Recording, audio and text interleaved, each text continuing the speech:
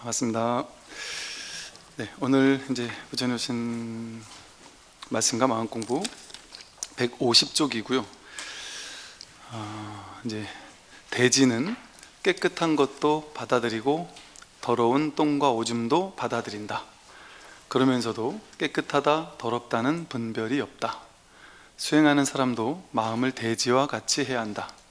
나쁜 것을 받거나 좋은 것을 받더라도 조금도 좋아하거나 싫어하는 분별을 내지 말고 오직 자비로서 중생을 대해야 한다.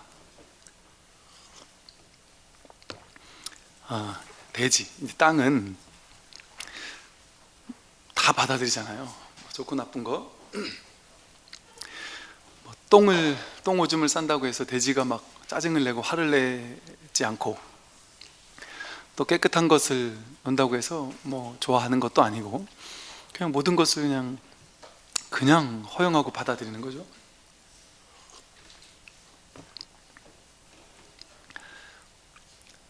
이제 이 모든 것들이, 이 세상 모든 것들은 전부 다 이 지구 역사상 전체를 놓고 보면 이 대지 위에서 사람도 왔다 갔다 하면서 살아가고, 태어나는 것도 여기서 사람과 사람이 사랑을 해서 또 하나 사람을 탄생시키고, 또 죽으면 또 대지로 돌아가고, 대지에 기대어서 음식도 논밭을 갈아서 거기서 음식을 먹고, 대지에 있는 모든 음식물들도 전부 다 그곳에서 났다가 다시 그곳으로 돌아간단 말이에요. 빌딩도 이 대지에 있던 것들이 올렸다가 다시 대지로 돌아간단 말이죠. 그러니까 일체 모든 것들은 이와 같이 대지에서 왔다가 대지로 간단 말이에요. 그래서 이것은 이제 심지법문 이렇게 말하거든요. 이렇게 마음 땅. 이게 마음이 땅과 같다는 거예요. 땅 위에서 모든 것들이 오고 가듯이, 모든 것이 오고 가듯이 땅 위에서 모든 게 왔다 가잖아요. 사람이 아무리 잘난 사람도 땅 위에 왔다 갔다 하다가 죽어가는 거고, 아무리 못난 사람 땅 위에서 나와서 거기서 왔다 갔다 하다 글로 돌아가는 거잖아요. 이와 같이 우리가 서로 생김새도 다르고 성격도 다르고 잘나고 못난 것도 다르고 남녀도 다르고 이 모든 게 다르다고 알고 있고, 그런데 우리 모두가 또 이 사람뿐 아니라 짐승이며 일체 모든 존재 모두가 전부 다 마음 위에서 오고 갈 뿐이다. 마음에서 오고 갈 뿐이란 말이죠. 그래서 우리 모두가 이렇게 드러나고 있는 이 본바탕은 이게 마음이라고 하는 거예요. 마치 땅과 같아서 심지라고 그런단 말이에요. 마음 땅. 그러니까 이것을 벗어날 수가 없어요. 우리는 죽었다 깨어나도 여기를 벗어날 수가 없고, 이것이 나의 뿌리고, 우리가 나온 자리가 여기란 말이에요. 우리가 돌아갈 자리가 여기고, 이거 아닌 사람이 아무도 없단 말이에요. 여기서 나오지 않은 사람이 아무도 없다. 그럼 오로지 우린 이거 하나예요. 이 마음 하나. 오로지 바다에 있는 모든 파도는 전부 다 바다일 뿐이듯이, 그 밀가루 반죽으로 지구도 만들고 사람도 만들고 빌딩도 만들고 산도 들도 만들고 강아지 고양이도 만들고 해도 그게 모양을 따라가면 사람이고 고양이고, 너는 잘났고 너는 못났고 그렇지만 전부 다 밀가루 반죽이잖아요. 그 밀가루 반죽이 이렇게 쑥 들어올려 버리면 그냥 밀가루 반죽으로 돌아가잖아요. 그러니까 그 성품은 똑같은 밀가루 반죽이란 말이에요. 사람이나 강아지나 사람이나 짐승이나 전부 다 밀가루 반죽 하나로 돌아간단 말이죠. 거기서 나왔으니까. 그래서 이 세상, 이 드러나 있는 모든 것들은, 생겨나고 사라지는 모든 것들은 그냥 밀가루 반죽이 모양을 바꾼 것과 똑같아요. 그래서 밀가루 반죽이 이렇게도 만들어지고 저렇게도 만들어지는 그 만들어지는 법칙을 이제 말하자면 연기법이라고 해서, 인연 따라 이렇게도 생기고 저렇게도 생기고, 인연 따라 이렇게 잠깐 드러났다가 무너지고 저렇게 잠깐 드러났다가 무너지고, 그것뿐이란 말이에요. 마치 바다 위에서 파도가 치듯이 모든 파도는 바다이듯이. 그러니까 얘는 물이잖아요. 물이 생명이 있냐 없냐, 이거는 물이다, 물은 어쩌고 저쩌고 하지만, 너무 단순하게 얘 지금 들어가고 있는 얘는 누구죠? 얘는 절까요? 물일까요? 내가 먹었는데 바로 조금 전에 물이었는데 별로 들어가 버렸단 말이에요. 그러니까 모양을 이렇게 인연 따라 달리한단 말이에요.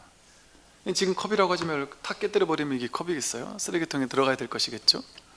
사람 몸으로 들어가면 우리의 몸이 되고 몸에 피가 되고 이러지만 똥오줌으로 나가버리면 오물이 되잖아요. 누구도 그러다 보기 싫은 오물이 된단 말이에요. 근데 그게 또 흙으로 들어가면 아주 좋은 거름이 돼서 우리가 먹는 또 채소의 양분을 준단 말이죠. 그러니까 이게 본성이 다른 것이 아니라 인연 따라 모양을 바꾼 뿐이죠. 인연 따라 끊임없이 모양을 바꾼다, 그럴 뿐이다. 그래서 이 본바탕은 다를 수 없단 말이죠. 그래서 여기 말하는 것처럼 이 세상에 드러나 있는 모든 것들, 인연 따라 생겨나고 사라지는 모든 것들은 그냥 그럴 뿐이에요. 인연 따라 생겨날 뿐, 인연이 닿으면 사라질 뿐. 좋은 것도 없고 나쁜 것도 없습니다. 모양을 따라가면 좋은 게 있고 나쁜 게 있지만 모양의 근원을 본다면 좋은 것도 없고 나쁜 것도 없다. 이게 진실이에요. 이게 진실이니까 우리는 어떻게 하면 괴롭지 않을까요? 모양을 따라가니까. 모양이라는 걸 불교 용어로 상이라 불러요. 상. 우리가 서로 상자 쓰듯이 서로 상자인데 그걸 불교에서 모양 상자 이렇게 부르거든요. 마음속에 다 모양을 취한다는 거예요. 모양을 취한다.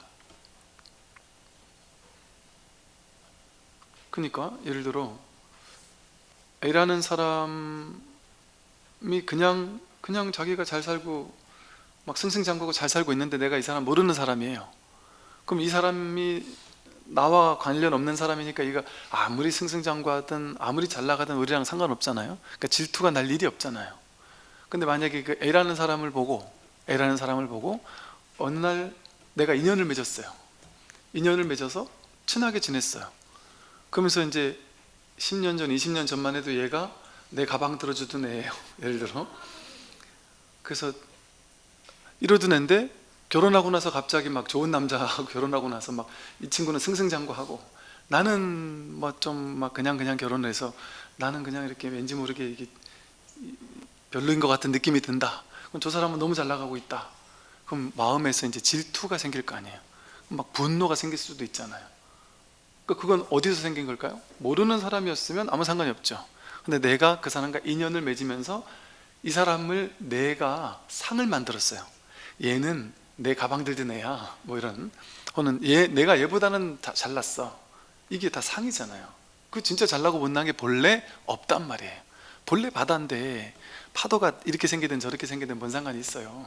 그러니까 이 세상 모든 존재는 완전 대평등이거든요.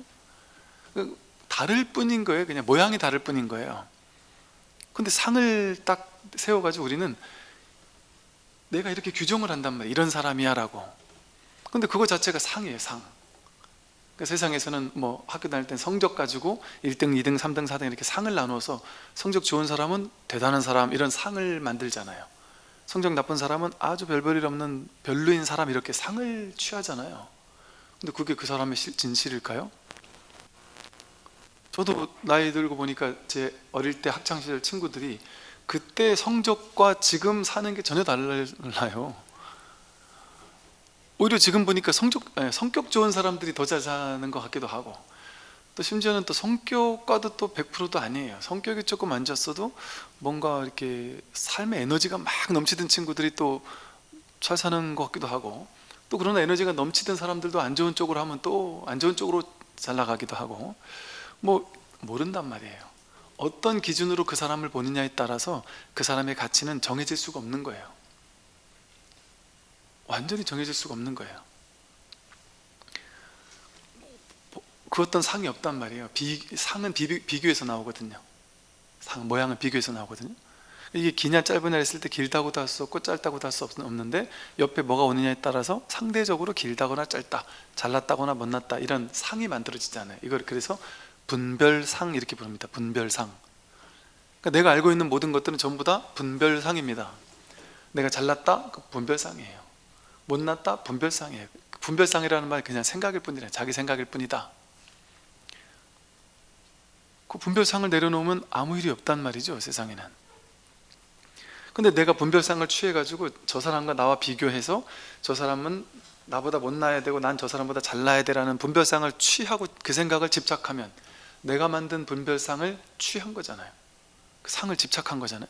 그럼 그 사람이 잘 나가는 게 80억 인구 가운데 한 명이 잘 나가요. 나랑 뭔 상관이에요? 근데 우리는 인연을 맺어가지고 그 사람이 이런 사람이라고 규정하고 분별상을 취하는 것 때문에 그 사람이 잘 나가는데 내가 갑자기 지옥이 돼버려요. 내 인생이 허망해지고 허무해지기 시작해요.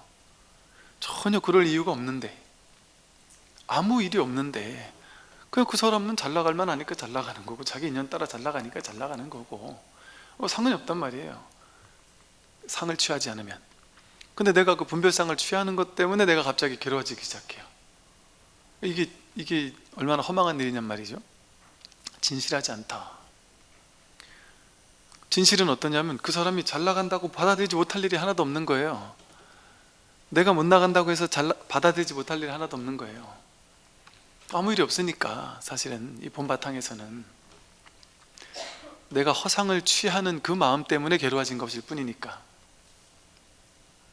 그러니까 지금 자신에게 처해 있는 삶의 모습은 진짜 이것이 아니고요, 이 진실이 아니고, 그러니까 우리가 지금 살고 있는 이 현실, 이것은 목전사라고 해서 목전에 드러나 있는, 눈앞에 우리가 이렇게 생생하게 드러나 있는 지금 진짜 자기 삶은 분별할 수 없거든요. 있는 그대로거든요. 있는 그대로거든요. 그러니까 지금 이대로예요. 그냥 여기는 아무런 분별이 없어요. 상도 없고 개념이 없어요. 좋고 나쁜 게 없어요. 잘나고 못난 게 없습니다. 잘 사는 사람, 못하는 사람이 없습니다. 잘 산다 못 산다는 만들어 놓은 기준이에요. 잘 산다라는 기준, 못 산다라는 기준, 그 누가 정할 거예요? 그 어떤 기준이냐에 따라서 내가 잘 살았는지 못 살았는지가 상대적으로 규정되잖아요. 말이 됩니까 이게? 누가 나를 잘 사는지 못 사는지 규정할 거예요 도대체? 그 사이비 종교에 평생을 빠져가지고 이상하고 나쁜 짓 다 하면서 사이비 종교에 아주 헌신하며 살던 사람이 최악의 짓을 하면서도 나는 선택받은 놀라운 일을 하다 죽는 거야 라고 상상하면서 평생을 살다 죽을 수도 있겠죠. 그럼 그 사람은 마음속에 자기는 잘난 거예요. 나는 위대한 일을 한 거예요. 남들이 보면 정말 너무 괴로운 삶을 살다 간 거지만. 그러면 뭐가 맞아요 도대체? 그 맞고 틀린 게 정해져 있냔 말이에요. 근데 우리는 그 기준이 정해져 있는 게 있다고 생각하니까 남들이 정한 기준을 가지고 내가 잘 살았네 못 살았네 하고, 못 사는 사람은 자꾸 나보다 더 나은 사람 찾아가서 내가 잘 살았어요 못 살았어요 확인받고 싶어 한단 말이에요. 그 확인을 왜 남들한테 가서 하냔 말이에요. 남들한테 가서 확인하려고 하는 것 자체가 저 사람은 나보다 많이 알 거야, 올바름의 기준이 저 사람에 있을 거야, 내가 올바른지 올바르지 않은지를 저 사람은 알려줄 거야, 이렇게 생각하는 거잖아요. 부처님이나 노자도 그렇고 그런 게 없다는 거거든요. 그게 어리석음이라는 거거든요. 안다는 생각, 옳다 그르다라는 생각, 이건 옳은 거고 저건 그른 거야 라는 판단 기준, 이거 자체가 어리석은 거라는 거예요. 그렇다고 그거 상관없이 막행막식 하라는 건 아니에요. 왜? 그거는 세간법이니까. 이법계, 사법계 할 때 이법계, 이 진실의 법계, 이법계가 있지만 사법계, 현실 세계의 법계도 지켜야 된다.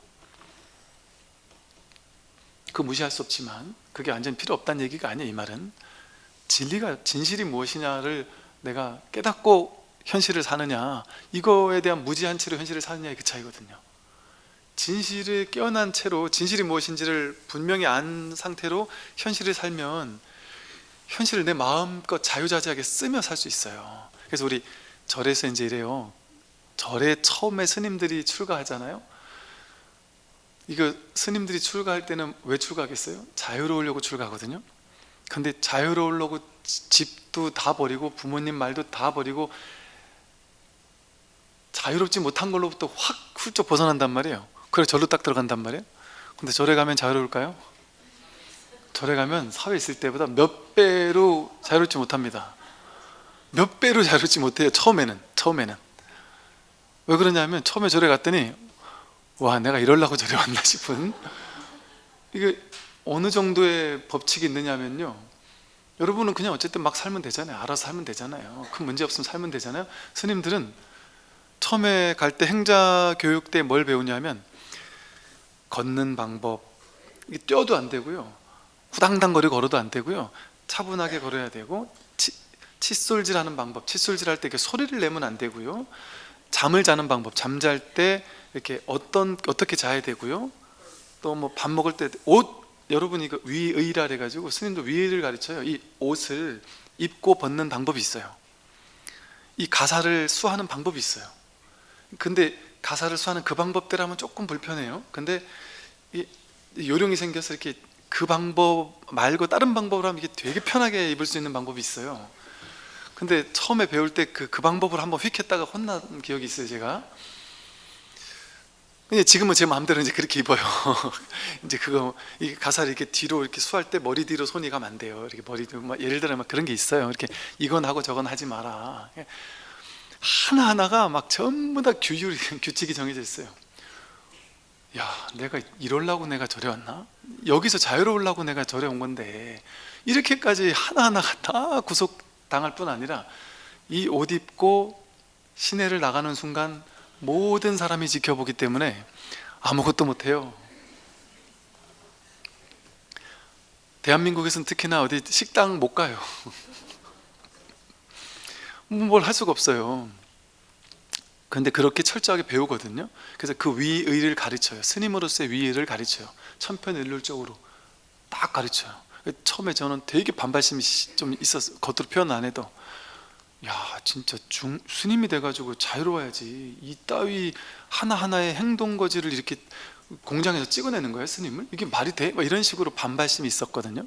나중에 보니까 꼭 그런 게 아니더라고요. 그래서 이런 말이 있더라고요. 처음에는 사람이 계율을 따른다 이래요.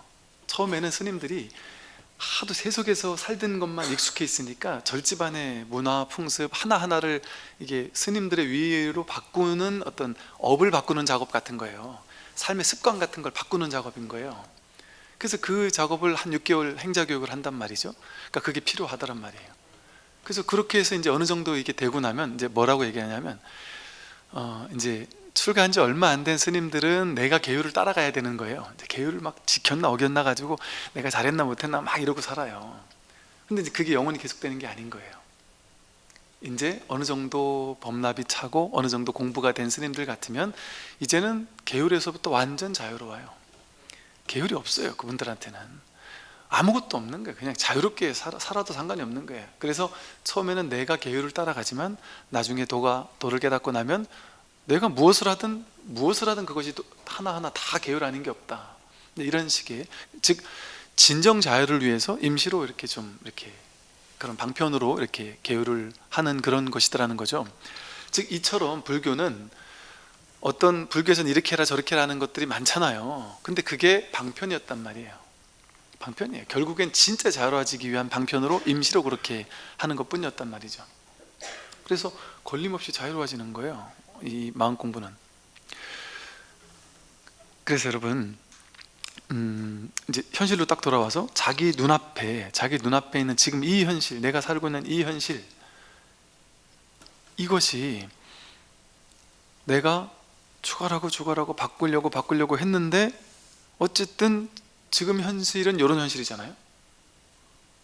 바꾸지 말라는 게 아니에요. 최선을 다해 바꾸는데 어쨌든 그 결과가 지금 이 현실이잖아요. 난 지금 이 현실 속에 있잖아요. 그러면 그 말이 무슨 말이냐면 나는 이 현실을 받아들여야 되는 것이 아니라 이 현실이 이미 받아들여지고 있죠.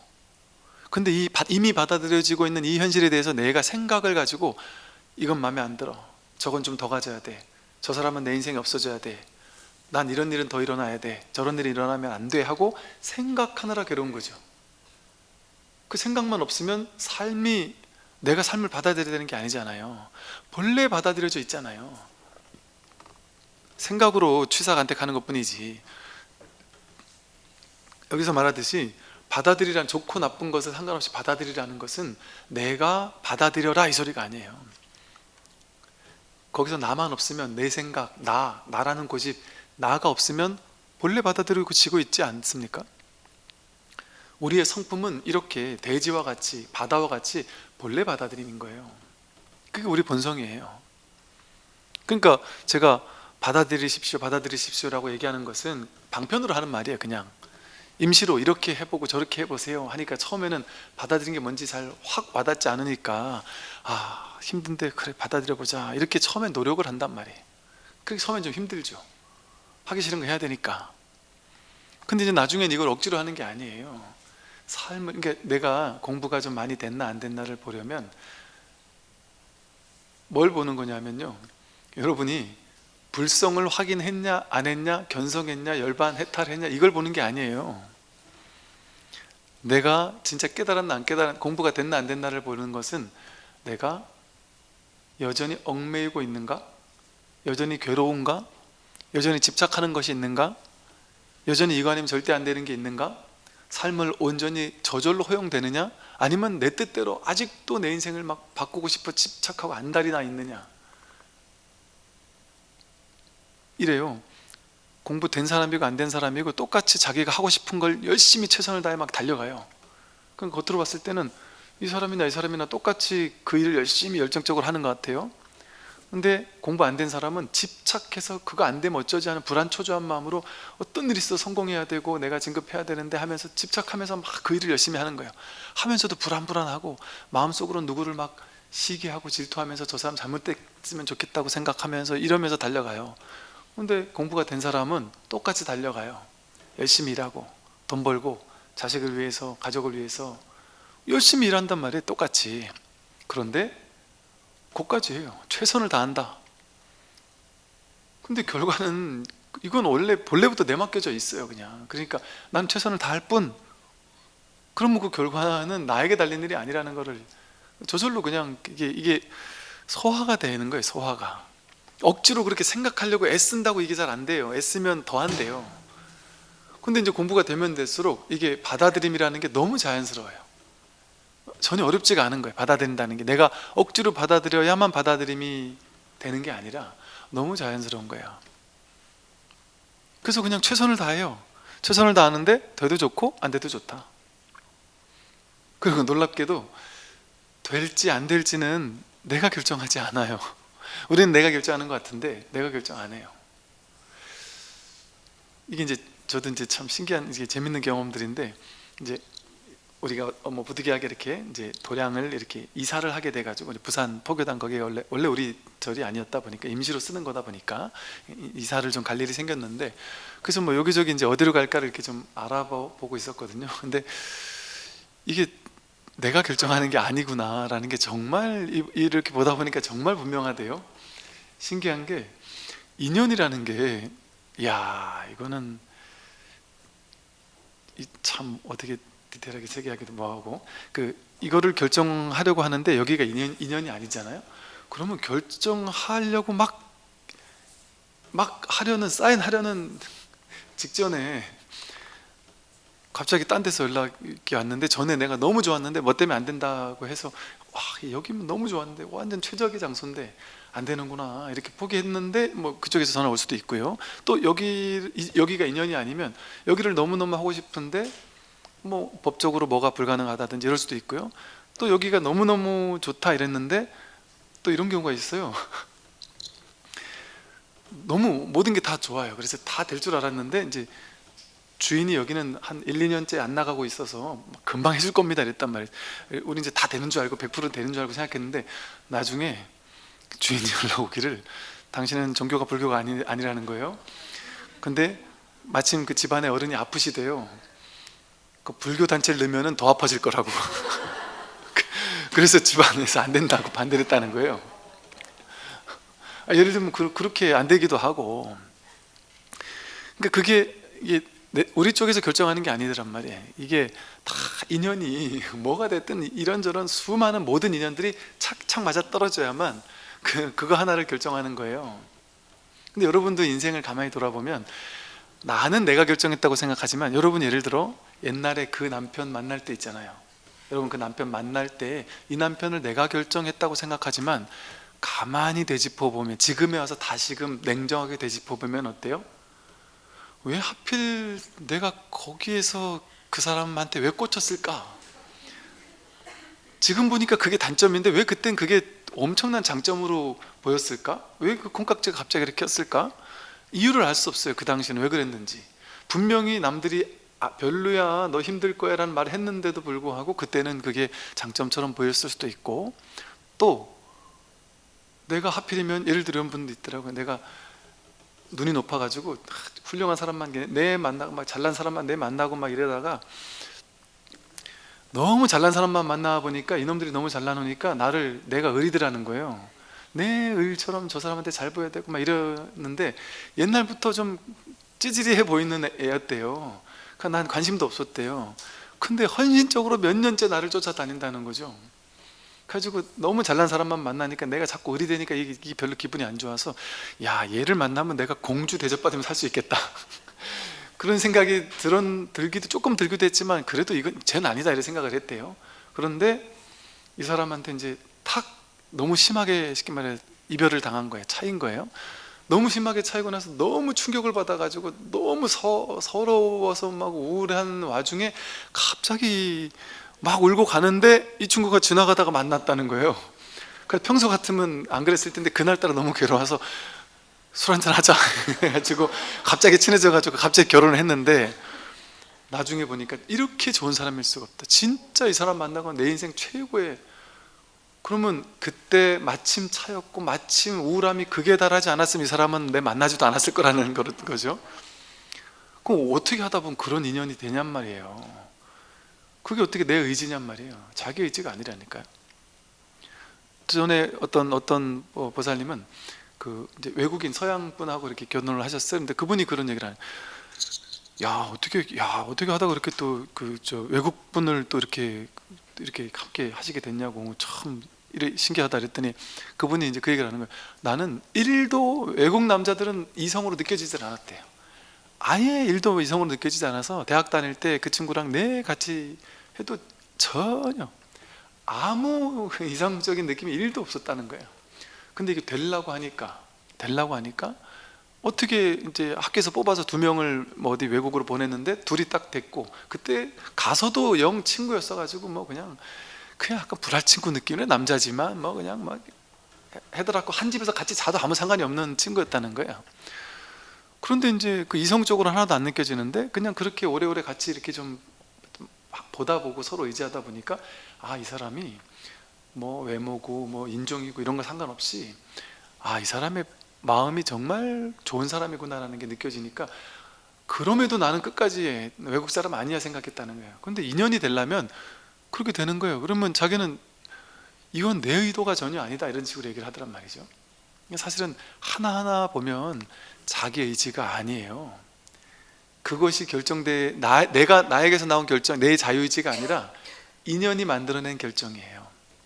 또 내 자유의지라고 느끼지만 내 자유의지로 결정하기 위한 이 자유의지를, 어디서 나왔을까? 이 자유의지가 내 삶의 경험 속에서 배우고 습득해온, 이게 습득하고 배우면서 쌓였던 업식들이 쌓여가지고 이것이 최종 결정하도록 만들잖아요. 그게 저기 삶에서, 인연에서 만들어진 업식이잖아요. 그러니까 이런 측면에서 자유의지가 없다라는 거예요. 자유의지라는 게 반야신경에 말하는 수상행식할 때 행운이거든요. 행운. 자유의지가 행운무하잖아요. 행운이라는 게 본래 없다는 거잖아요. 하나하나 다 따져보면, 여러분, 자유의지가 있으려면 자기가 있어야 자기의 자유의지가 있잖아요. 여러분, 자기가 있는 것 같죠? 그러니까 내가 결정했다고 생각하니까 자유의지 이렇게 얘기하는 거잖아요. 내가 없어요. 이게 그냥 인연이 이렇게 굴러가고 있는 거거든요. 여러분, 인연이 이렇게 굴러가고 있는 걸 나 이렇게 생각한 거예요. 근데 이게 나야 라는 생각이 이 병이 너무 깊다 보니까 이걸 포기하고 싶지 않은 거예요. 포기하고 싶지 않은 거예요. 이게 내가 아니에요. 실제 자신의 인생을 가만히 되짚어보면 그래요. 이게 오온개공이라는 게 그거거든요. 몸도 가만히 보면 내가 아니고, 생각 느낌 다 왔다 가고, 의지 말했잖아요. 의지가 내 자유의지인 줄 알았는데 가만히 보니까 자유의지가 아니에요. 인연 따라 바뀌고, 사람이 업의 패턴이 다 똑같잖아요. 업식이 똑같으니까 늘 비슷한 조건에서 같은 결정을 내리거든요. 그러니까 나는 비슷한 조건에서 이런 결정을 내리는 사람이야 라는 자아가 있다고 느껴져요. 그죠? 왜냐하면 동일한 패턴으로 활동하니까 동일한 패턴으로 늘 움직이는 나의 개성이 있어 이렇게 느끼는 거잖아요. 그걸 아레아식이 작동을 한다, 그래서 업습 따라 행동한다 이러거든요. 그런데 사람은 그러기만 하나요? 업습 따라 그 패턴대로 움직이기만 하나요? 늘 똑같이 움직이던 사람이 전혀 다르게 움직이지요. 사람들이 한 번씩 전혀 다르게 움직이기도 한다니까요. 예를 들어 평소 같았으면 늘 A를 선택하는 사람이었어요. 그런데 이 사람이 전날 TV를 봤는데 충격을 받았어요. 이런 분 많거든요. 그 TV 다큐멘터리를 보고서는 그 육식이라는 게 얼마나 폭력적이고 얼마나 짐승을 죽이고 뭐 하면서 이러는 거다라는 걸 봤는데, 보통 사람들은 와 진짜 너무하네 하면서 내가 좀 줄여야 되겠네 하고 말고 넘어가거든요, 보통은. 그런데 어떤 사람은 그걸 보고 일생일대의 놀라운 충격을 받아요. 그래서 그 다큐 하나가 그 사람 인생을 바꿔요. 그 다음 날부터 고개를 끊거나, 예를 들면 이런 사람도 있고요. 또 평소 같았으면 절대 이런 식으로 행동을 안 할 사람인데 전날 어떤 친구가 야, 넌 너무 이렇게만 가는 것 같아. 그러면 인생이 좀 피곤하지 않니? 새롭게 도전해봐. 그리고 이제 절친했던 사람이 새롭게 나랑 똑같은 친구였는데 새롭게 도전했더니 갑자기 막 성공한 일이 있었다는 얘기를 어디서 들었다. 그럼 갑자기 그 다음날 그 결론을 바꾸기도 해요, 사람은. 그럼 그게 뭐겠어요? 내 업의 패턴은 업식, 팔식에서는 이렇게 가라고 하는데 인연이, 눈앞에 처한 인연이 갑자기 다른 걸 결정하도록 확 바꿀 수도 있잖아요, 그죠? 인연이 그렇게 바꾸는 거예요. 그러니까 어떻게 업대로만 간다고 이 팔식이 전부라고 할 수만 있겠어요. 인연이 계속해서 바뀌는데. 그러니까 이 무의식이 내가 아니에요. 고정된 자기가 아니에요. 그러니까 전식득지라고 하는 게 모든 육식, 칠식, 팔식이라고 하는 우리 무의식이라고 하는 모든 것들이 그게 다 어리석은 망상, 분별망상이거든요. 식이라는 말 자체가 분별망상이라는 소리예요.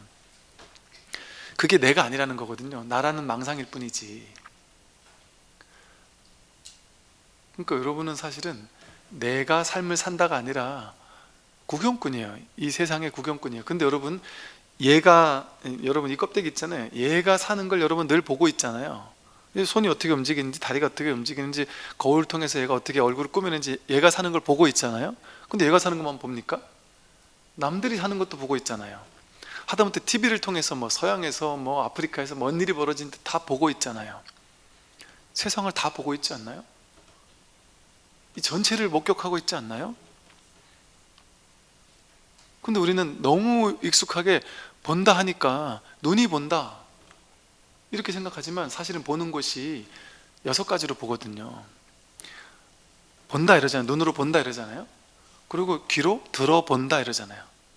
듣는 것도 보는 거예요. 들어본다. 코로 냄새 맡아본다. 입으로 맛본다. 감촉을 느껴본다. 생각해본다 이러잖아요. 그 우리 말이라는 게 되게 지혜롭게 말이 만들어졌다니까요. 이게 6가지인 것 같지만 하나라니까요. 하나의 작용이, 하나의 봄. 하나가 하는 거예요. 하나가. 이 모든 거 하는 하나가 뭘까요? 보게 하는, 그러니까 이 눈이 보는 것 같으면 눈이 있으면 무조건 봐야 되는데 내가 딴 생각에 깊이 빠져 있으면 눈은 뜨고 있지만 못 보잖아요. 또 소리도 못 듣잖아요. 눈이 하는 것 같으면 눈이 계속 해야죠. 지 할 일을 해야죠. 내가 얘는 딴 생각하는데 눈은 계속 봐야죠. 근데 이 마음이 생각으로 가 있으면 눈에 뭔 일이 벌어지는지 못 본다니까. 여기에 이것만 딱 뚜렷하다니까요. 그 생각만에만 사로잡혀 있다니까요. 그러니까 우리가 한번 죽을 것 같이 괴로운 사람은 눈앞에 아름다운 풍경이 펼쳐져 있는데 그게 아름답지 않죠. 지옥 같겠죠. 생각 속을 거니르니까 지옥 같은 생각 속에서 사로잡혀 있겠죠. 이와 같은 게 이 세상이거든요. 그래서 삶이라는 것은 내가 사는 게 아니고, 내가 잘 살고 못 살고 하는 게 아니고, 우리가 가만히 보면 얘의 노예처럼 평생을 얘 뒤치다거리면서 살지 않나요?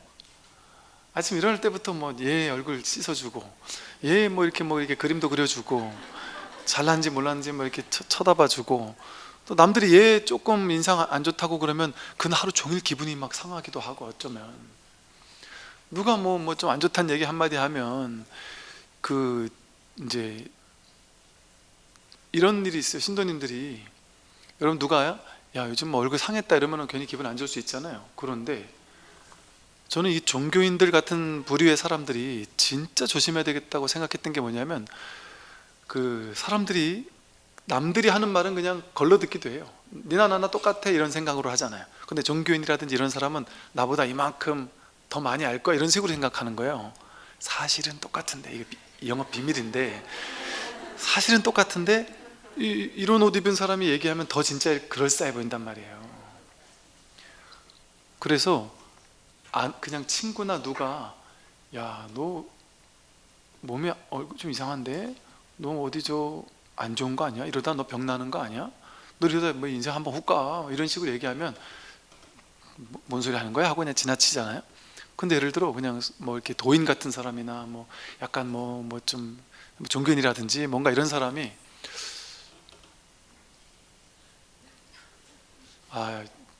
조심하셔야 되겠는데요. 뭐 이런 식으로 한두 마디 이렇게 툭 던지고 가면 뭐지? 큰일 났다. 이걸 믿게 된다니까요. 강렬하게 믿게 된다니까요. 근데 이게 사실은 그냥 평범한 사람이 얘기한 것도 좀 충격적인 얘기를 하면은 이거 안 믿을 수가 없기도 하거든요. 이런 어떤 보살님이 그래요.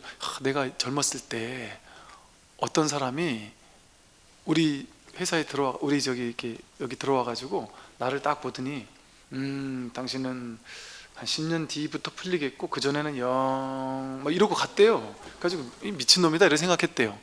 근데 나이 들어서 지금 가만히 되짚어 보니까 그때부터 10년 후부터 풀리기 시작했대요. 그래서 내 인생 평생 난 그 사람 한 번 더 만나고 싶다고. 그럴 필요가 없습니다. 그럴 필요가 없단 말이에요. 그런 거를 그렇게 정해져 있을 수가 없어요. 무유정법이란 말이에요. 뭔가 그렇게 딱 정해져 있다라는 게 그렇게 있을 수가 있습니까? 그렇게 정해진 뭔가가 없어요. 그럴 수가 없어요.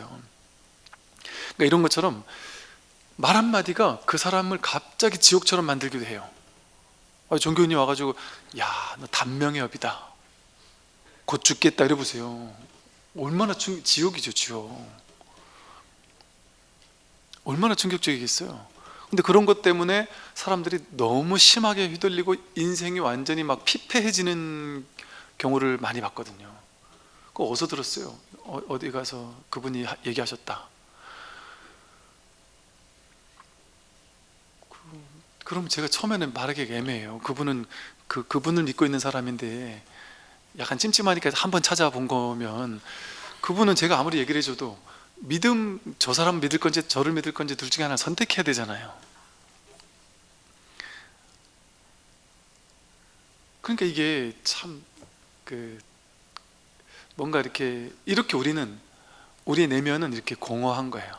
이렇게 많이 크게 휘둘리는 거예요. 말 한마디에 그냥 인생이 휘둘리고 내 인생이 무너지는 것 같고, 여러분 한 사람의 인생을요 말 한마디로 무너뜨리는 거 쉽습니다. 진짜 쉽더라고요.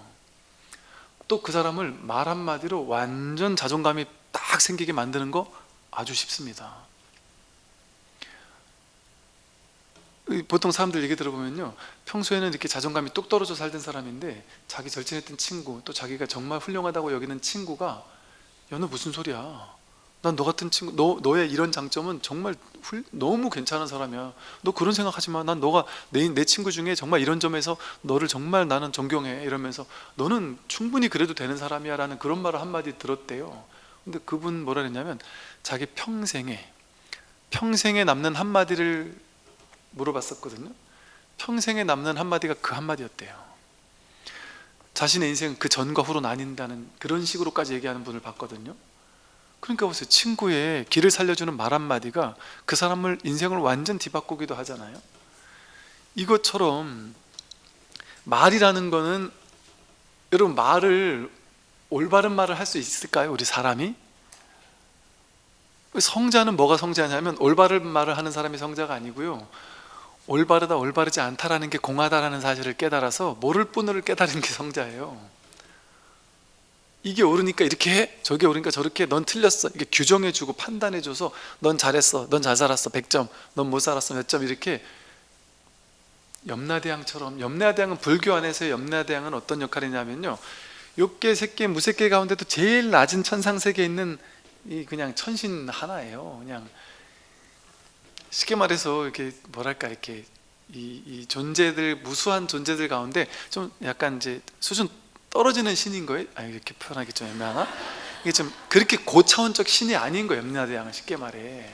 그러니까 염라대왕이라는 말을 불교에서 쓰면서 염라대왕을 그렇게 높은 신으로 취급 안 한단 말이에요. 그 말이 뭔 말이겠어요? 방편이란 소리죠. 그러니까 염라대왕 정도의 신 정도만 필요한 사람에게 염라대왕 방편을 쓴 거예요, 불교에서. 심판받는다 하고. 그러니까 여러분, 염라대왕이 심판한다 그러지 부처님이 심판한다는 얘기 들어봤습니까? 부처님은 심판 안 해요. 염라대왕은 뭐냐면 욕계, 색계, 무색계, 이게 육도 윤회하는 육도 윤회 가운데 있는 중생 중에 하나가 염라대왕이잖아요. 그 염라대왕도 윤회하는 중생인 거예요. 근데 우리보다는 조금 높은 수준이니까 직책이 좀 높은 거예요, 쉽게 말해. 우리나라도 판사가 있듯이 하늘의 판사 같은 개념으로 있는 거란 말이죠. 이런 중생들이나 판단을 하는 거예요. 그러니까 판단에 부처님, 판단에 하나님은 없어요. 근데 중생들은 너무 높으신 무분별지라고 하면은 이해를 못하니까 어쩔 수 없이 판단하는 하나님인 것처럼 그렇게 방편을 쓴 거예요. 방편을 쓴 거. 그러니까 어떻게 우리는 그렇게 생각하잖아요. 선악을 딱 구분해주는 하나님, 판단해주는 하나님, 심판하는 하나님, 이렇게 생각하잖아요. 그래서 나쁜 짓 하면 응징하는 하나님, 착한 사람만 딱 선발해서 구제하는 하나님, 심지어 선민사상, 이래서 이스라엘인들만 구제하고 나머지 인종들은 뭐 싫어하거나, 이런 하나님일 수가 없잖아요. 태초 탄생 신앙에서부터도 선악과를 따먹는 그게 언제다라고 했단 말이에요. 선악을 분별하는 것 자체가 언제다. 이게 육조 해능 스님이 처음 도명상자가 왔을 때 선도 생각하고 악도 생각하지 마라, 그때 너의 본래 면목은 뭐냐, 이 말하고 뭐가 달라요? 선악을 나누기 이전 그게 하나님의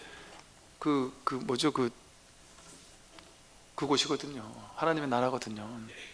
근데 사람이 그 에덴에서 왜 밀려났어요? 선악과를 따먹었기 때문에. 선악이라는 분별, 판단, 자기 생각을 믿으면서 자기라는 것을 만들어 놓고 자기 생각을 믿기 시작하면서부터 분별하면서 죄가 시작된 거예요. 그게 원죄란 말이에요.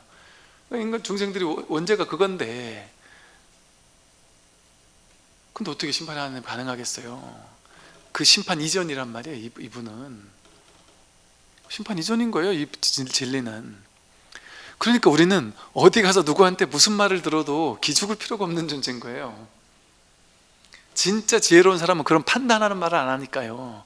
그래서 어떤 사람을 말 한마디로 죽이거나 말 한마디로 살리거나 그런 일을 안 한다니까요. 구속시키는 일을 안 해요. 근데 그걸 하는 사람들은 왜 그렇게 하겠어요? 내가 선악을 딱 관장해 줘야 이 사람들이 내 밑에서 내 말에 너 그거 잘못했어, 알겠습니다, 따르고, 이건 잘했어, 상 주고, 내 밑으로 복속시킬 수 있잖아요. 정속시킬 수 있잖아요. 그게 필요한 사이비들이나 그렇게 한단 말이에요. 복속시키려고, 내 말 듣게 하려고. 근데 진정한 종교에서는 내 말 듣게 하려고 하지 않는단 말이에요. 각자 자기 부처를 깨우는 거지, 자기가 묶여있는 데서 풀려지게 하는 거죠. 그래서 여러분 이제 여러분 이제 이런 거 있죠. 뭔가 막 무서운 꿈을 꿨다거나 뭔가 뭐 이상한 일이 있거나 할 때 쉽게 말해 전보로 가고 싶긴 한데 한편으로는 무섭잖아요. 괜히 전보로 갔다가 뭐 나쁜 점괘 나오면 어쩌나 하고 막 무섭고 두렵잖아요. 그러니까 갈지 말지가 망설여지잖아요. 왜냐하면 야, 큰일 났다, 너 죽을 팔자다, 이런 얘기 한마디 들으면 얼마나 충격적이겠어요. 여러분, 이게 신기한 게 의사가 말기암입니다, 6개월도 못 삽니다, 이 말하고 팔자가 올해를 못 넘기겠어, 이 말하고 똑같이 두렵지 않을까요? 의사는 데이터를 보고서 얘기한 거니까 맞잖아요. 근데 누군가가 와서 올해 안에 죽을 팔자야 이래도 우린 똑같이 무섭지 않을까요? 똑같이 무서워한다니까요. 그렇게 해서 사람을 벌벌 떨게 하는 게 어리석은 거란 말이에요. 그건 진짜 어리석은 거예요. 그래서 내가 저기 가서 혹시나 나쁘다고 얘기하면 어쩌자고 두려운 마음을 가지고 있는 곳은 안 가면 돼요, 쉽게 말하면. 그러니까 예를 들어 이렇잖아요.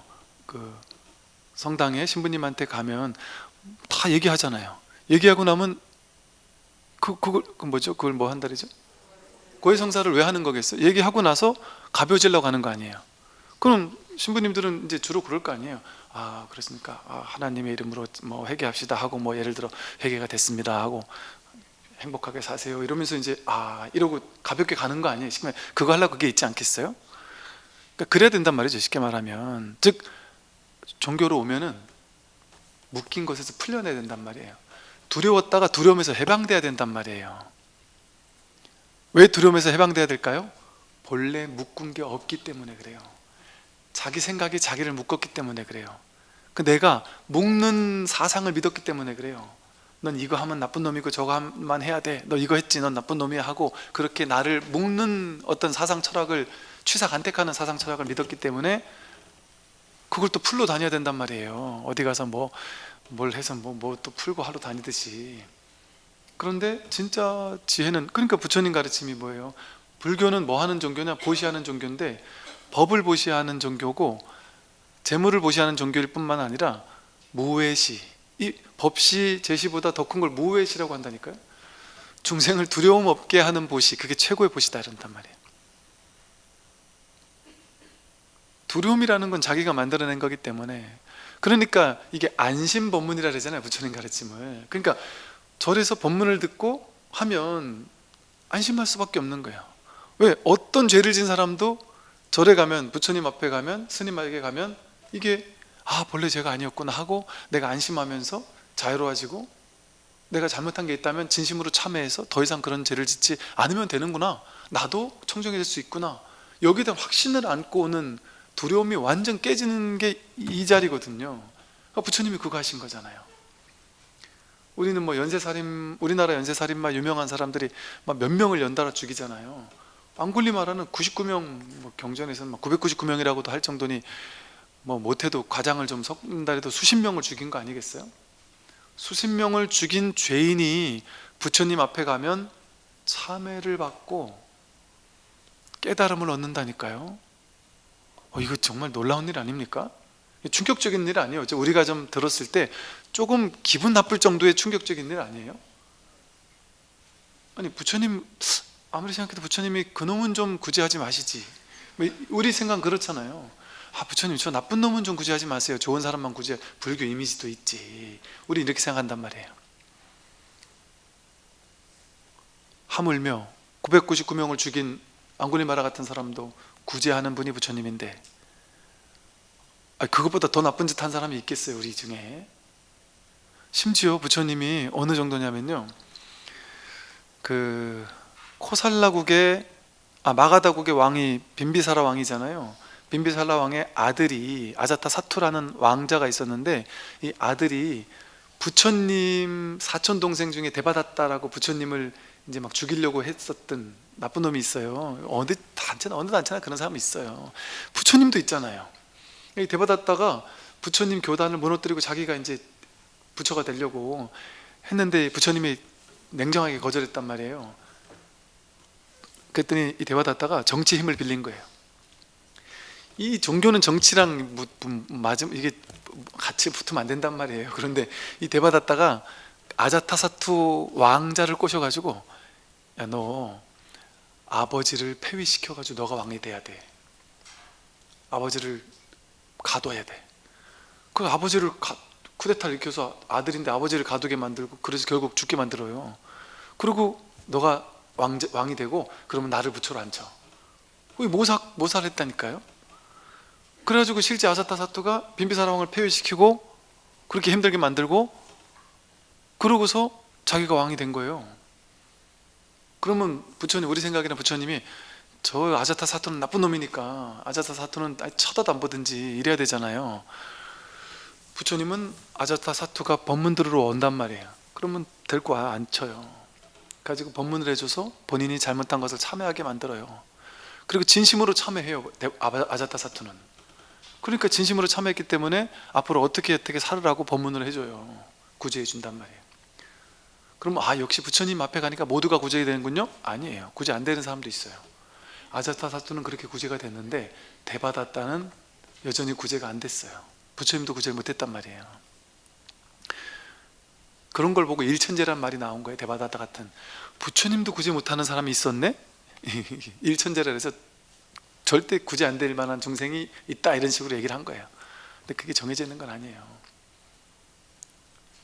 이렇게 그 어떤 죄인이라도 부처님은 다 용서할 수 있게 하고 구제하고 노연할 수 있게 한다. 그 모든 두려움에서 노연할 수 있게 한단 말이에요.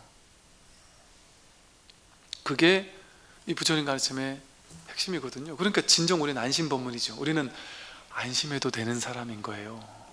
내가 세상에서는 지금까지 어떤 사람 만나면 내가 잘 살았다 하고, 어떤 사람 만나면 내가 못 살았다 하고, 이 기준에 보면 내가 잘 산 것 같고, 저 기준에 보면 내가 못 산 것 같고, 이 기준으로 보면 내가 이기적인 것 같고, 저 기준으로 보면 뭐 사람이 누구나 어느 정도 이기심이 있는 것 같아서 내가 그렇게 나쁜 놈 같진 않기도 하고, 계속 그 기준에 왔다 갔다 하면서 난 어딜까 궁금하고,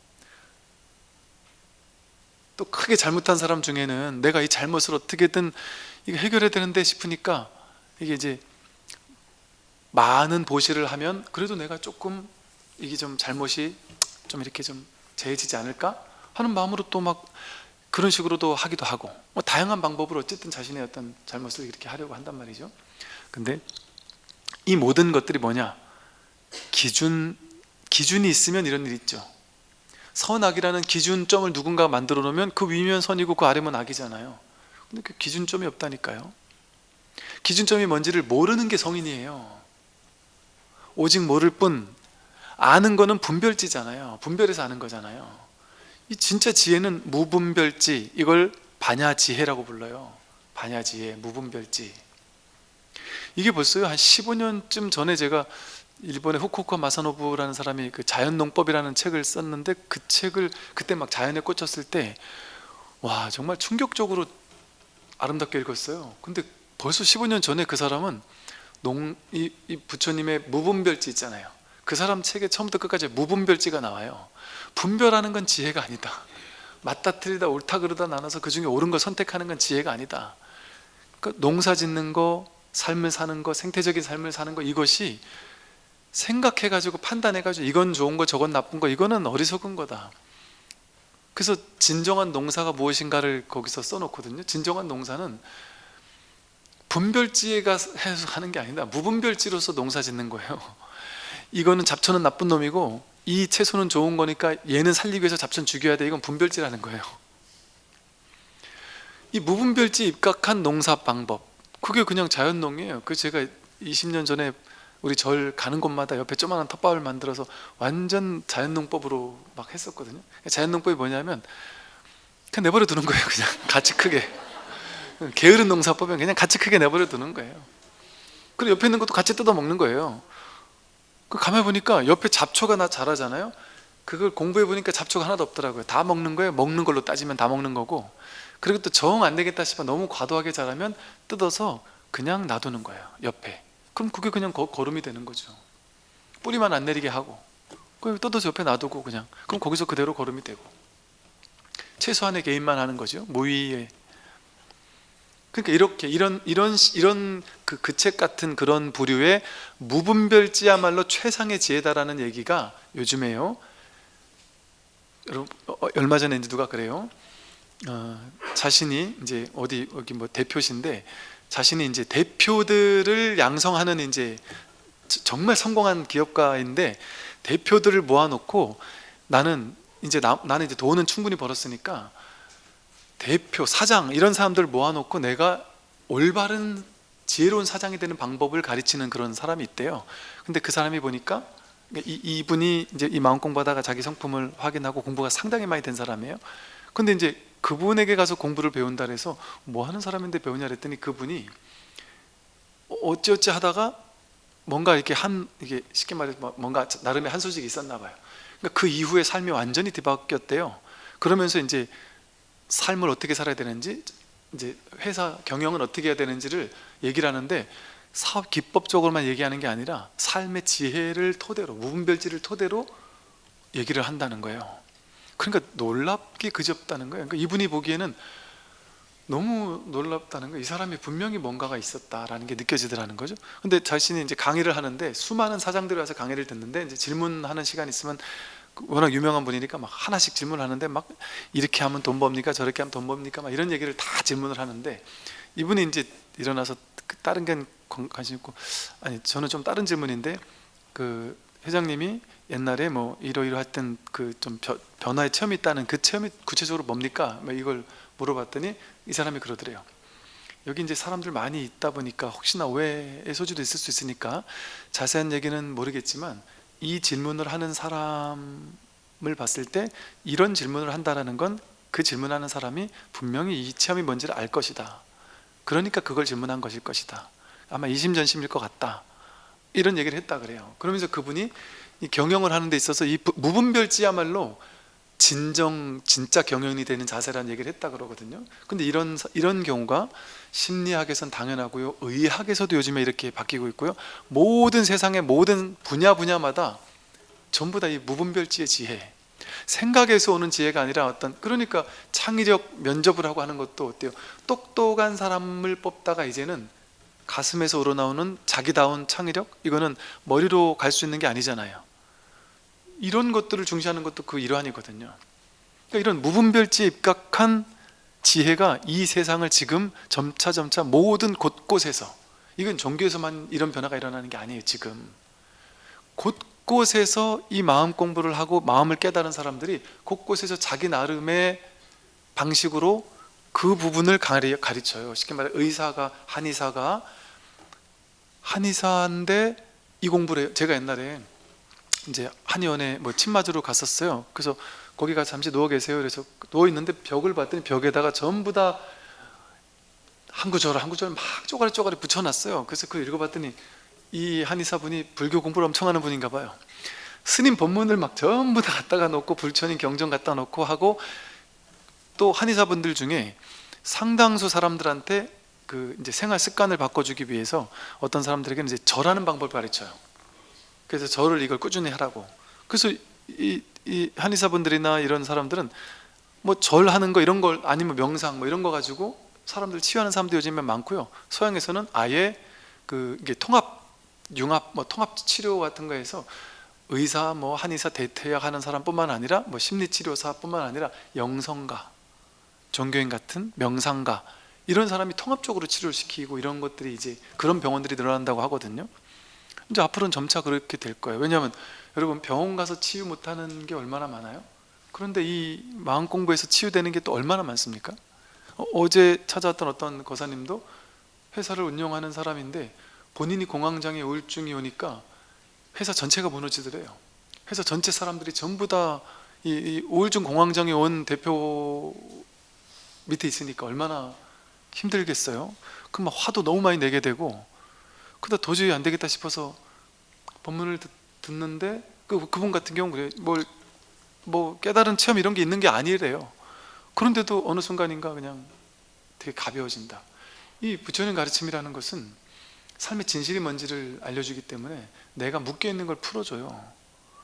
그래서 저절로 이게 이제 내가 머리로 억지로 노력해야 되는 게 아니에요. 노력하지 않는데 저절로 가슴에서, 그렇지가 이제 머리로 이해해야 되는 게 아니라 가슴에서 소화가 되면서 진짜 내 거 같은 느낌이 들면서 이렇게 막 소화가 되는 것 같은 느낌으로 다가오거든요.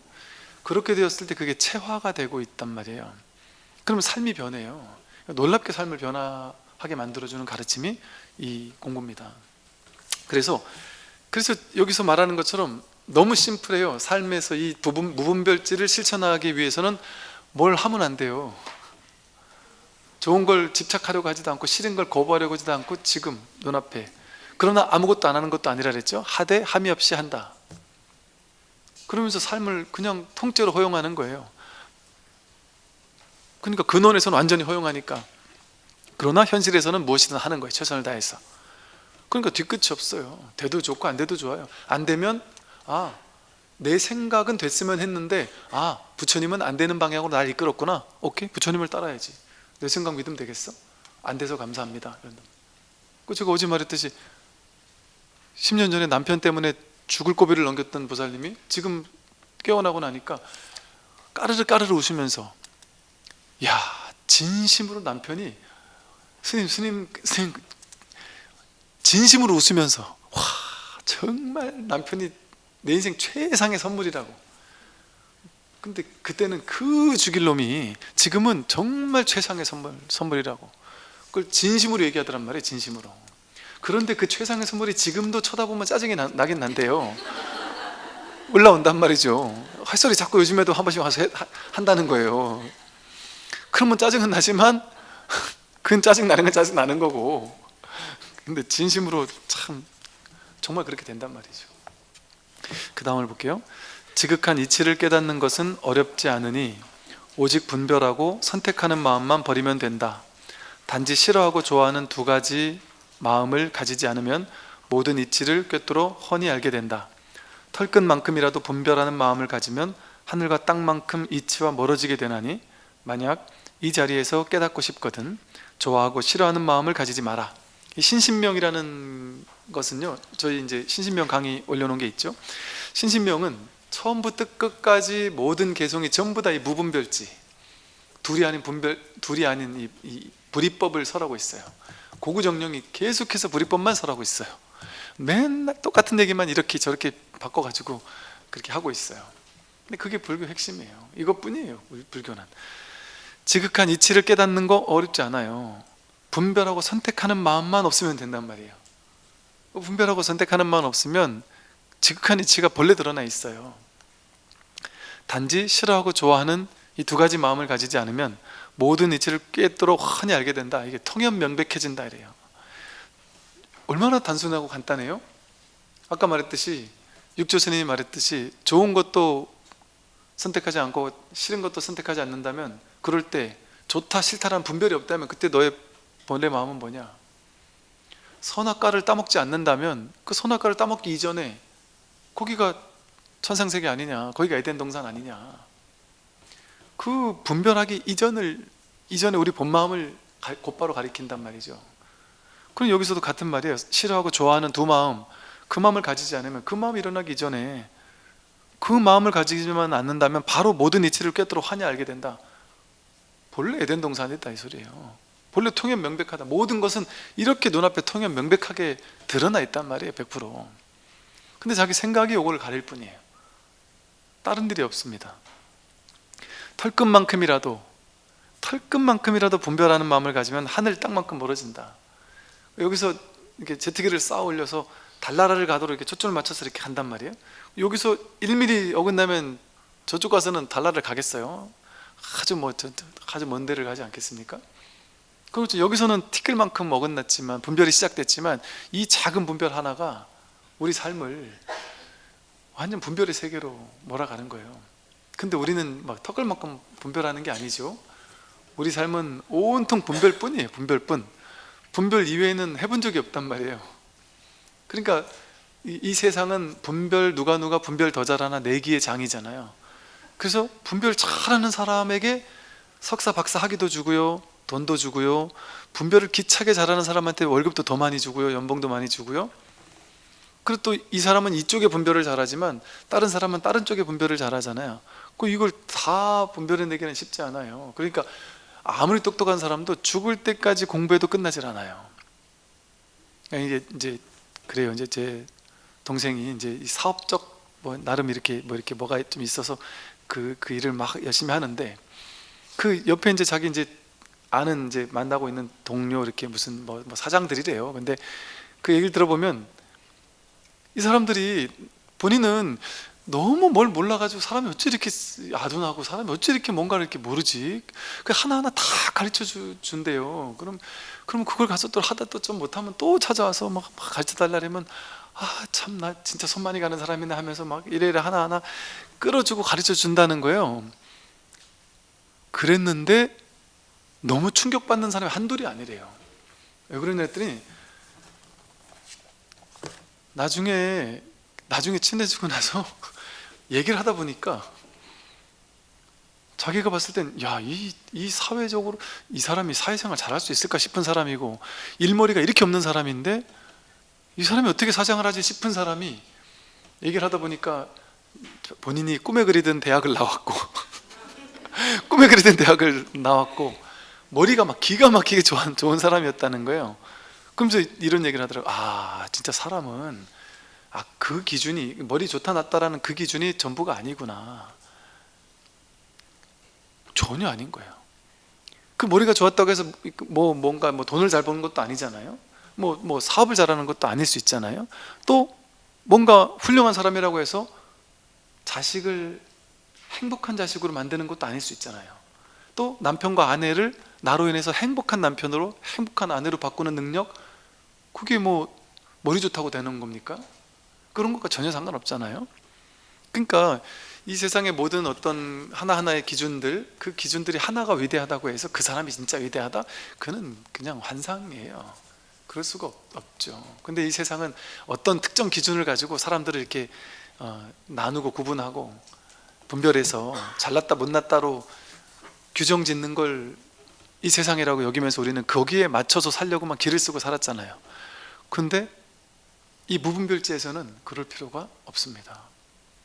오히려 그 분별하는 지식을 내려놨을 때 지금 나는 분별의 지혜에서 윗자리에 올라가려면요, 높은 자리에 올라가려면, 훌륭해지려면 죽도록 노력해야 되거든요. 죽도록 공부해야 되거든요.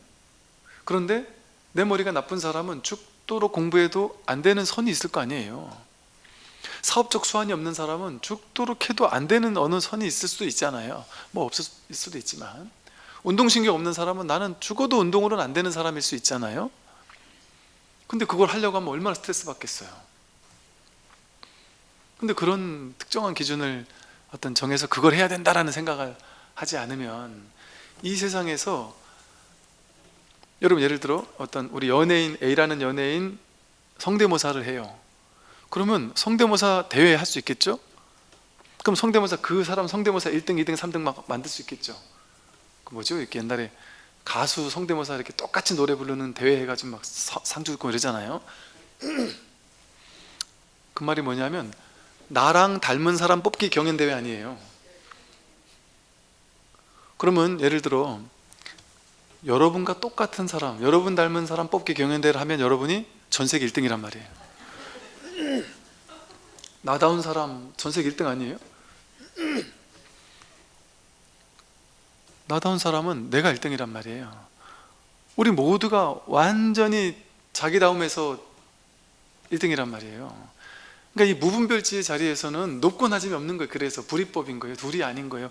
가치가 완전 평등한 거예요.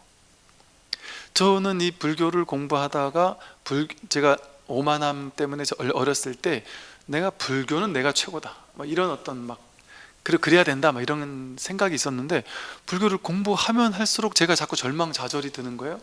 왜냐하면 불교에서는 내가 1등을 해야 되는데 불교를 공부를 하면 할수록 그게 아니구나, 자꾸 깨지는 거예요. 내가 1등이 아니더라고요. 전부가 완전 대평등이더라고요. 다르질 않더라고요. 그러니까 내가 잘나고 싶은 마음이 자꾸 깨지니까 처음에는 자꾸 절망스럽더라고요. 그런데 그것이 진짜 자유였어요. 그게 진짜 자유입니다. 남들보다 잘나기 위해서 사는 건 그건 절망을 가져와요. 내가 아무리 잘나도 언젠간 나보다 더 젊은 사람이, 팔팔하고 젊은 사람이 나를 넘어선다니까요. 그럼 그런 걸 기준으로 하면 나는 반드시 무너져요. 늙고 병들고 절망하고. 그런 기준을 내려놓으면 그냥 지금 있는 이대로의 나, 있는 이대로 나이 든 나, 있는 이대로 흰머리가 나는 나, 그냥 있는 대로 자기 자신,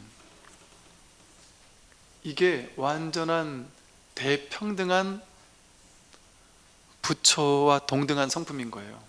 그 한 명도 예외가 없이. 그러니까 우리는 지금까지 세상에서 나는 잘났나 못났나, 훌륭한가 훌륭하지 않은가, 어떻게 하면 내가 좀 더 잘 살 수 있지, 어떻게 하면 내가 천당에 태어날 수 있지, 뭐 이런 식으로 남들보다 못하다, 뭐 어떻게 하면 더 잘날 수 있을까, 이런 식으로 생각하며 살잖아요. 그게 다 분별이었단 말이에요. 나는 아무 문제가 없었단 말이에요. 잘못이 있음에도 불구하고 아무 문제가 없었단 말이에요. 잘못 없는 사람 없습니다. 부처님은 잘못이 없기 때문에 훌륭한 사람이 아니에요. 깨달은 사람은 잘못이 없기 때문에 훌륭한 사람이 아니에요. 누구죠? 저 임제인가요? 동당서당에 고양이를 붙잡고서는 너 제자들한테 법을 일러라, 법을 이루지 못하면 이 고양이 목이 날아간다 했단 말이에요. 아무도 법을 깨달은 사람이 없으니까 고양이 목을 쳤다는 얘기가 나오죠. 진짜인지 아닌지 모르겠지만. 그리고 스승이 제자들이 오면은 법이 뭡니까? 그러면 이랬단 말이에요. 그러니까 스승이 출타하고 나서 그 밑에서 옆에서 쳐다보던 동자승이 누가 찾아와서 스승님 계시냐 했더니 안 계십니다, 출타하셨습니다 했더니 그러면서 막 너무 아쉬워하길래, 스승님 법문 제가 100% 아니까 저한테 물어보세요. 그러니까 그 사람이 예를 갖추고는 도가 뭡니까 물었어요. 동자승이 그랬단 말이에요. 그때 나중에 동자 스승님 막 웃으면서 스승님, 스승님 제가 한 건 했습니다.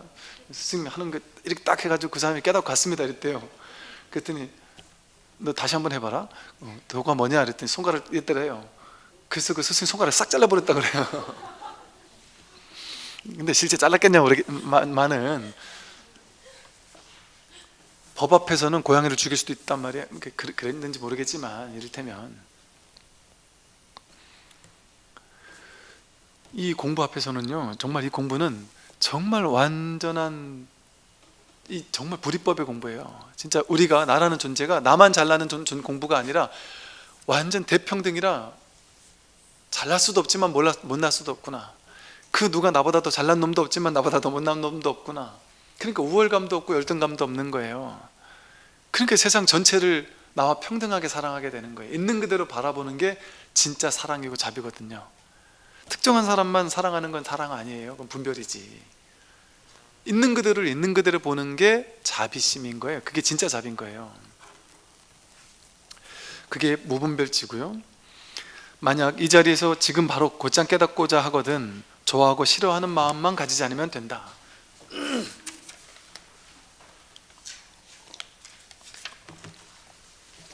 어리석은 이는 번뇌를 끊고 열반을 얻으려 하지만 번뇌를 끊으려는 집착 때문에 오히려 열반을 얻지 못한다. 지혜로운 수행자는 번뇌가 실체가 아님을 알기에 번뇌를 끊겠다는 생각조차 놓아버려 항상 열반에 머문다. 만약 열반을 얻으려는 사람이 삶과 죽음과 다르다고 보고 번뇌를 열반과 다르다고 본다면 그는 분별에 빠지고 만다. 번뇌를 열반과 다르다고 보지 않아야 열반에 들 수 있다. 번뇌를 끊고 열반에 드는 것이 아닙니다. 번뇌가 온갖 생각들을 번뇌라 그러잖아요. 즉 무심은 뭐가 무심이냐? 이게 명상센터 같은 곳에서도 정말 많은 명상센터에서 착각해요. 명상은 뭐가 명상이냐? 생각을 끊는 게 명상이다 이렇게 생각해요. 그래서 수많은 명상센터를 가면은 전부 다 생각 끊는 방법을 알려줘요. 그래서 생각 끊는 거에 성공하는 거에 지표가 뭐냐면 삼매에 들었느냐, 또 어떤 삼매에 들었느냐, 한번 삼매에 들면 얼마나 오래 지속되느냐, 이런 걸 가지고 공부의 진척을 따진단 말이죠. 그러니까 생각만 일어나면 죄의식이 들어요. 또 생각 일어났다, 또 실패했구나. 생각을 죽이고 싶어요. 막 생각 때문에 괴로워 죽겠단 말이에요. 생각이 미워지고.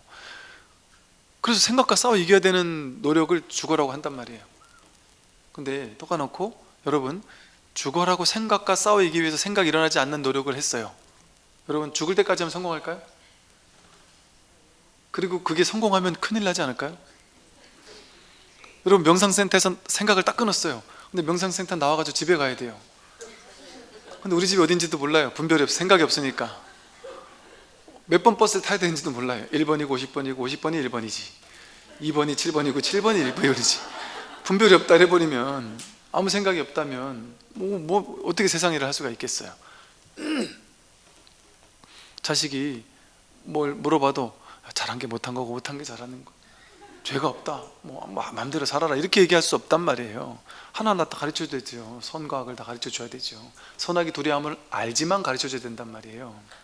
그래서 이 진짜 중도는 중도의 지혜에 입각해서 현실을 쓰는 거예요. 분별을 가져다 쓰는 거예요. 그러니까 번뇌를 완전 없애버리는 게 아니라 번뇌가 실상이 뭔지, 번뇌가 실제가 무엇인지를 깨달아서 번뇌가 곧 보리구나, 번뇌가 곧 공한 거구나, 생각이 곧 무심이구나, 생각은 인연 따라 일어나는 것이라서 실제가 없는 거구나, 생각의 허망함을 깨닫는 거예요.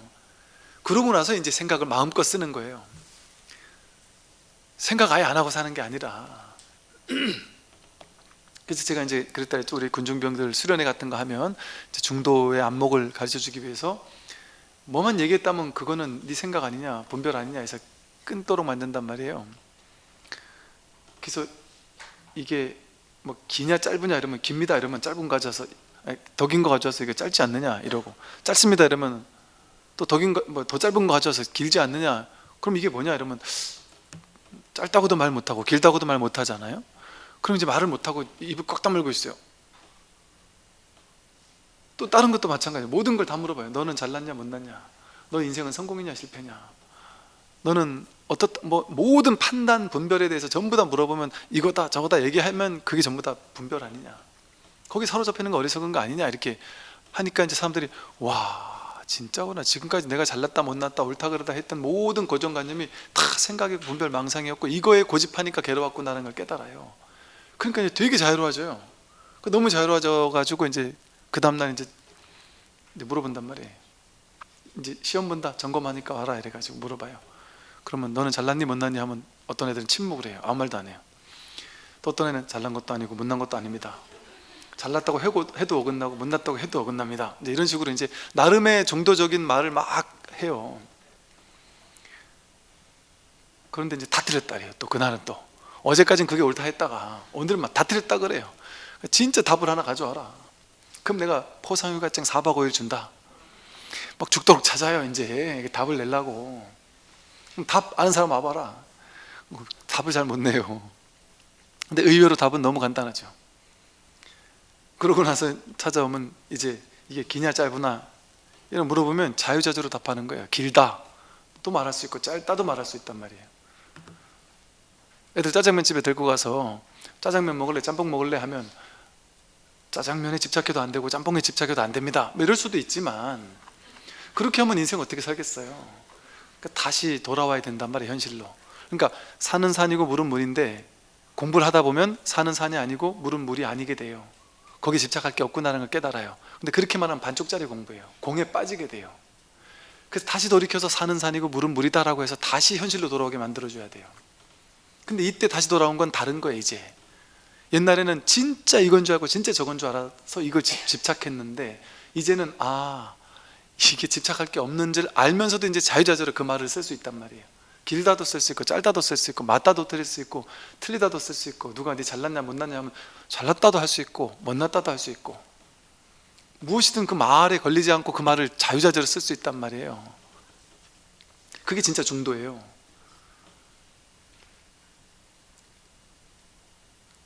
무슨 말인지 알죠? 즉 우리가 이제 이 본성이 공하구나 라는 사실을 깨달은 입장에서 현실을 마음껏 써도 좋단 말이에요. 분별을 마음껏 해도 좋단 말이에요. 거기 걸리지 않으니까, 자신이 거기 걸리지 않고 그걸 쓰는 거니까. 그러니까 즉 이거에 불교의 공부가 있는 거지, 생각 자체를 다 끊어 없애가지고 생각도 안 하고 뭘 물어봐도 침묵하든지 뭘 물어봐도 분별 안 하려고 아무 생각도 안 하고 가만히 있든지 짜장 먹을래 짬뽕 먹을래 했는데 가만히 있는 게 도가 아니란 말이에요.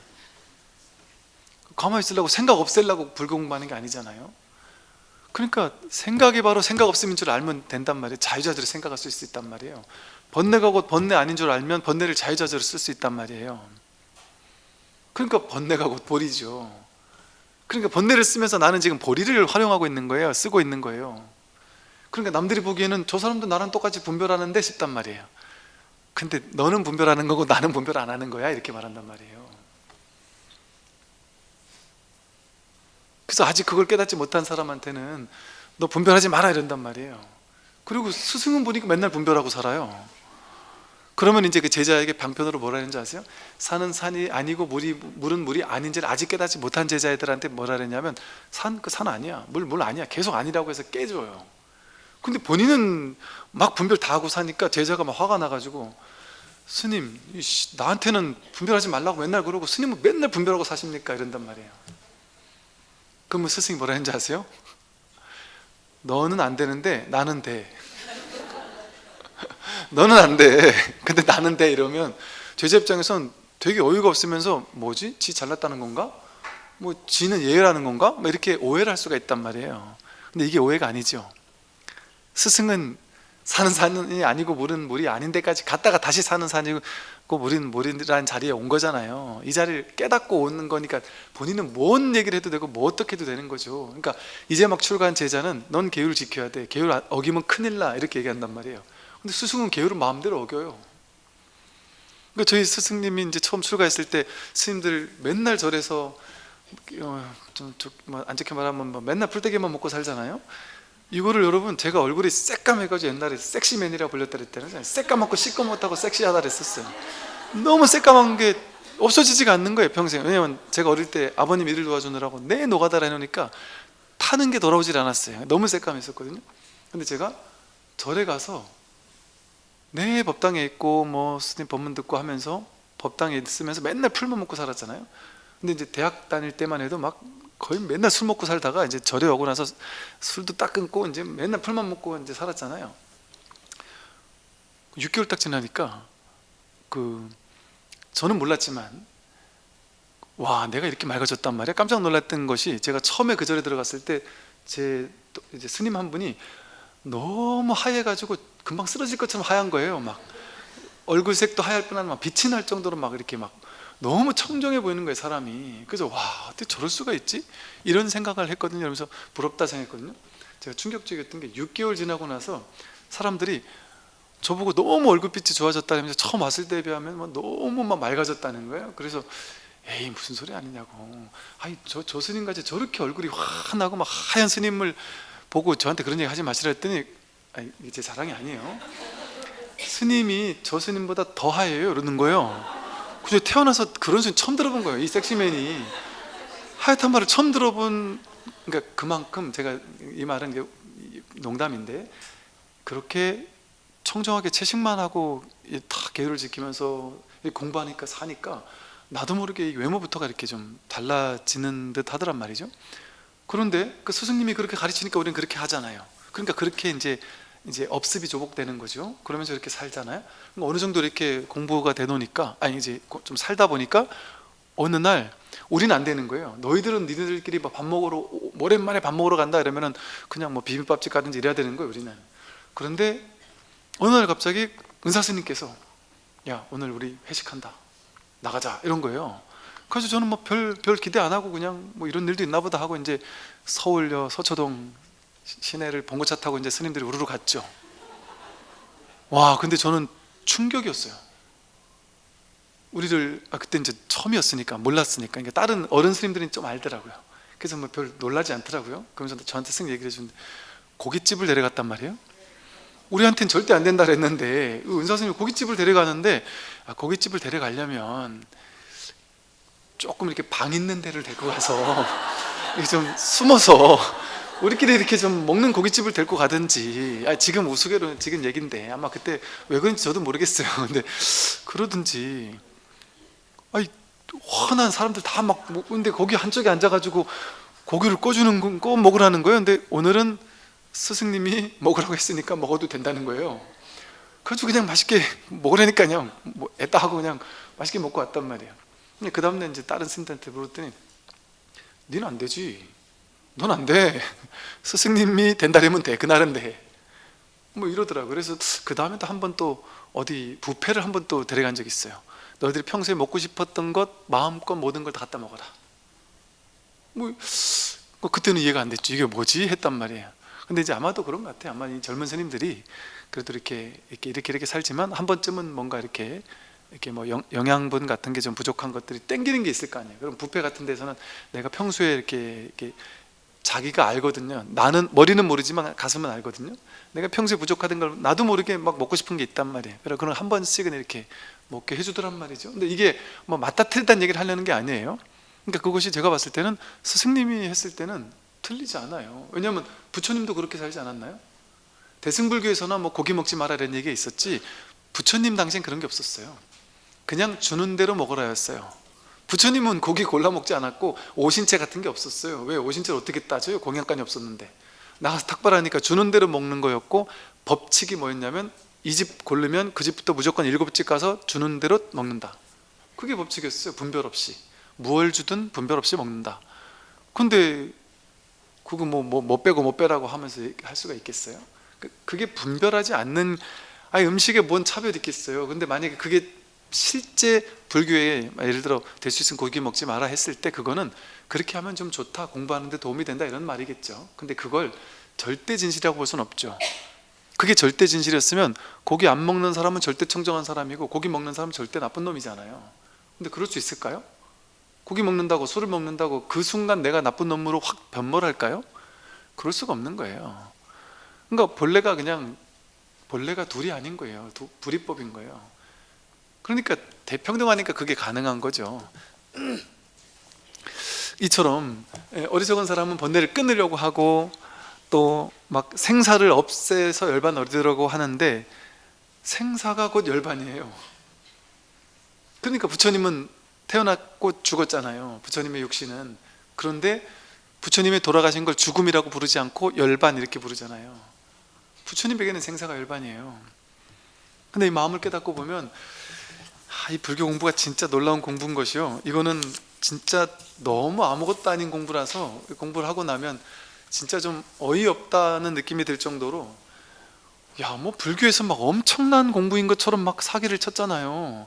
근데 이거 고작 이거란 말이에요 싶은 말도 한편으로 나올 수 있거든요. 근데 또 다른 한편으로는 명확한 것이 생사를 해탈했다는 게 명확하거든요. 생사가 둘이 아니라는 걸 깨달은 거란 말이에요. 죽음이 상관이 없단 말이에요. 죽음이 그리 두렵지 않단 말이에요. 이렇게 생각하면 생사해탈이 맞아요. 그런데 현실에서 봤을 때는 이게 뭐 여러분과 제가 다를 게 아무것도 없는, 여러분과 부처님이 다를 게 아무것도 없는 거예요. 우리가 부처님과 다를 게 아무것도 없는 거예요. 정말 이건 그냥 교리적으로만 그렇게 얘기하는 게 아니라 내세울 게 아무것도 없어요. 나한테만 있는 게 있고 부처님한테 있는 게 있어야 우월감을 느낄 거 아니에요. 모두에게 평등하게 똑같이 갖춰져 있는 거, 그거 그냥 본인한테 있었구나, 원래부터 있었구나라는 거 확인하는 공부인데 이게 뭘 잘난 게 있어요? 깨달았다고 잘난 게 뭐가 있겠어요? 하나도 없는 공부인 거예요. 그러니까 아무것도 아닌 공부인 거예요. 그러니까 여러분 이런 거 있잖아요. 모를 때는 저 사람이 엄청 마술 같은 거 보면 모를 때는 와, 미쳤다 저 사람 이렇게 느끼잖아요. 어떻게 저게 가능하지 싶잖아요. 근데 그 트릭을 알고 보면 와, 저 완전 사기구나, 어떻게 저 사기 하나 치려고 저렇게까지, 아무것도 아니네 싶잖아요. 알고 보면 아무것도 아니잖아요. 이 공부가 그렇다니까요. 이게 내 본성이 뭔지를 알고 보면 너무 간단한 거예요. 그러니까 생사해탈 맞네. 너무 단순하게 생사해탈이네. 이거 뭐 진짜 죽음 불사의 길 맞네. 죽지 않는 거 맞네. 너무 간단한 거예요. 그런데 깨닫기 전에는 생사를 해탈한다고? 미친 거 아니야? 그게 가능해? 그 말이 됩니까 스님? 이거는 너무 어마어마한 걸 어떻게 가능하죠? 한단 말이에요. 근데 이거는 너무 쉬운 거라서, 그래서 너무 쉬운 걸 깨닫는 게 가장 위대한 걸 깨닫는 거예요. 그러니까 우리는 너무 대단한 사람이 되는 공부를 하는 게 아니고 너무 쉬운 공부를 하는 사람들이 지금, 그러니까 누구나 할 수 있는 공부를 하는 거예요. 진짜 아무나 할 수 있는 공부예요. 이 공부는 자신감을 가져도 좋다. 여기까지 말씀드리겠습니다. 수고하십시오.